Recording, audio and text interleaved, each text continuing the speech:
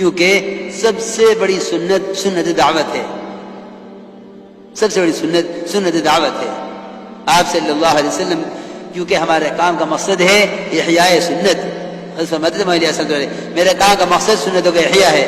سب سے اہم اور سب سے بڑی سنت وہ سنت دعوت ہے کہ یہ غور کریں کہ سنت دعوت میں آپ صلی اللہ علیہ وسلم کا طریقہ کیا ہے، کہ آپ صلی اللہ علیہ وسلم کا طریقہ اور آپ کے صحابہ کا طریقہ یہ تھا کہ وہ دعوت دے کر مسجد کے ماحول میں لاتے، صحابہ کو دعوت دیتے، صحابہ کو دعوت دیتے۔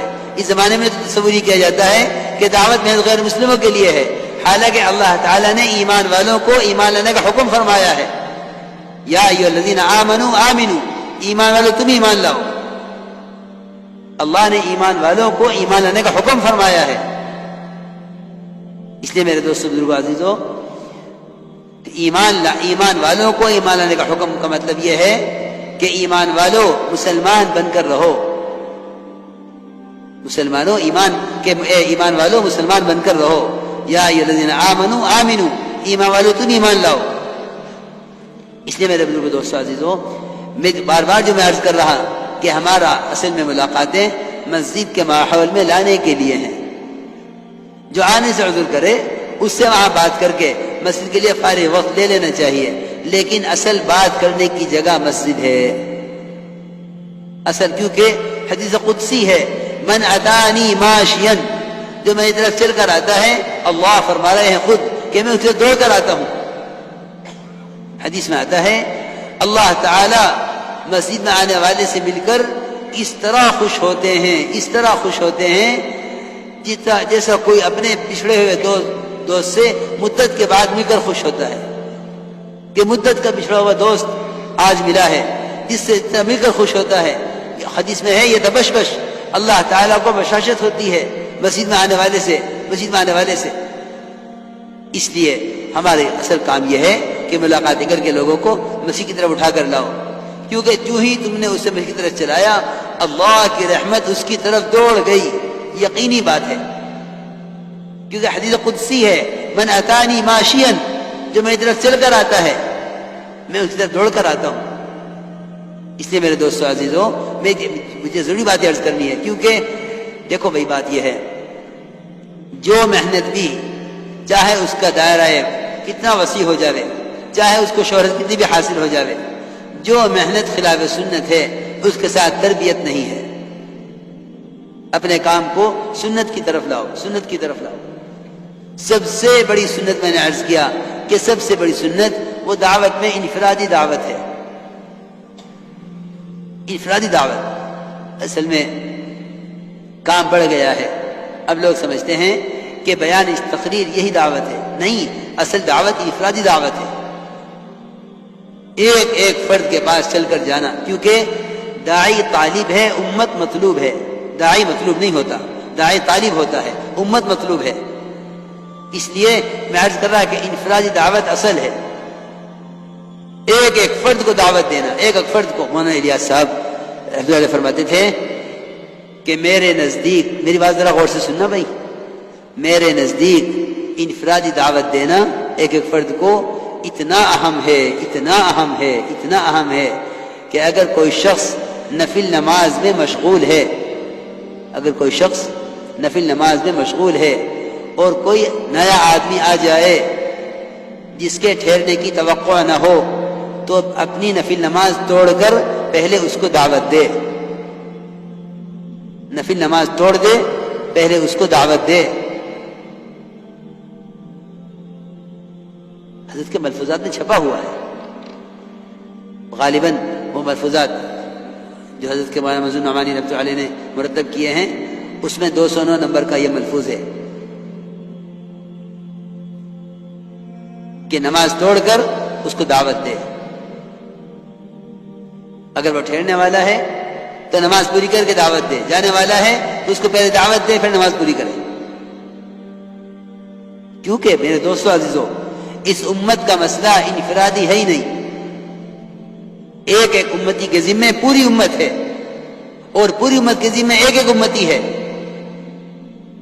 انفرادی دعوت کی بڑی اہمیت ہے، کیونکہ میں نے عرض کیا کہ داعی طالب ہے، امت مطلوب ہے. آپ صلی اللہ علیہ وسلم نئے آنے والوں پر خود لپکتے تھے. یہ نہیں کہ آپ اس میں رہیں کہ لوگوں کو میرے پاس لاؤ. آپ صلی اللہ علیہ وسلم نماز پڑھا رہے تھے. واصلہ ابن اسقع رضی اللہ تعالیٰ عنہ وہ مدینہ منورہ پہنچے اور نماز ہو رہی تھی، جماعت میں شریک ہو گئے. اسلام بھی قبول نہیں کیا تھا. آپ صلی اللہ علیہ وسلم نے نماز کے بعد دیکھا کہ ایک نیا آدمی آیا ہوا ہے مسجد میں. آپ خود جو محراب سے خود تشریف لے گئے آخری صف میں واصلہ ابن اسقع کے پاس، اور جا کر آپ نے کو دعوت دی. یہ نہیں کہ ان کو ہمارے پاس لاؤ، آپ خود تشریف لے گئے. بلکہ میں تو یہ عرض کر رہا تھا کہ اللہ تعالیٰ کی غیبی نصرتیں انفرادی دعوت کے ساتھ ہیں. اللہ کی غیبی نصرتیں انفرادی دعوت کے ساتھ ہیں. کہ آپ صلی اللہ علیہ وسلم اپنے صحابہ کرام کے ساتھ آپ سفر میں تھے. عبداللہ ابن عمر فرماتے ہیں کہ آپ سفر میں تھے، آپ کے صحابہ آپ کے ساتھ تھے. ایک آدمی کو آپ نے گزرتے ہوئے دیکھا راستے سے، آپ خود بڑھے اس کی طرف. صحابہ سے نہیں فرمایا جاؤ اس کی بھی دعوت دو، آپ خود بڑھے اس کی طرف. اور آپ نے پوچھا کہ کہاں کا ارادہ ہے؟ اس نے کہا اپنے گھر والوں کے پاس جا رہا ہوں. آپ نے فرمایا کیا تمہیں اس بات میں رغبت ہے کہ تم میرے رسول ہونے کی گواہی دے دو؟ مجھے تو عرض کرنا تھا کہ غیبی نصرت کسے کہتے ہیں، اس کو ذرا آپ ذہن میں رکھیے گا.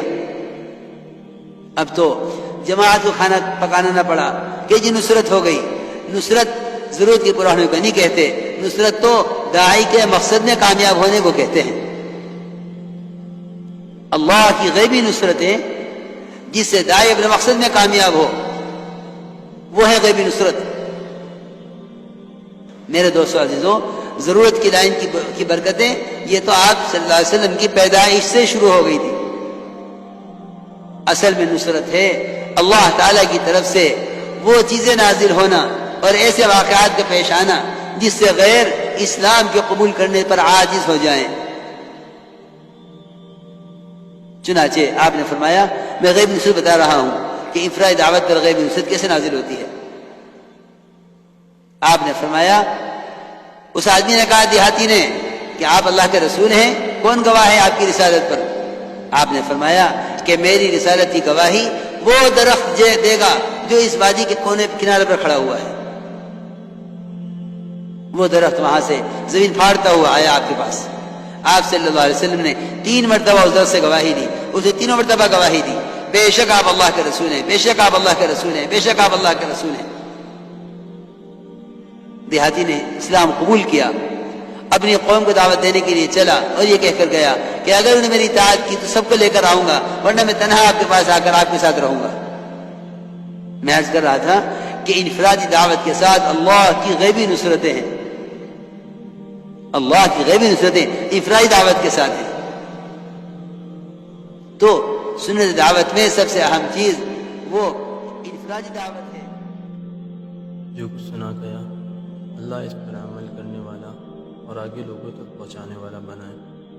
مزید اصلاحی بیانات کے لیے ہمارا یوٹیوب چینل ایمان و یقین کو سبسکرائب کریں. جزاک اللہ.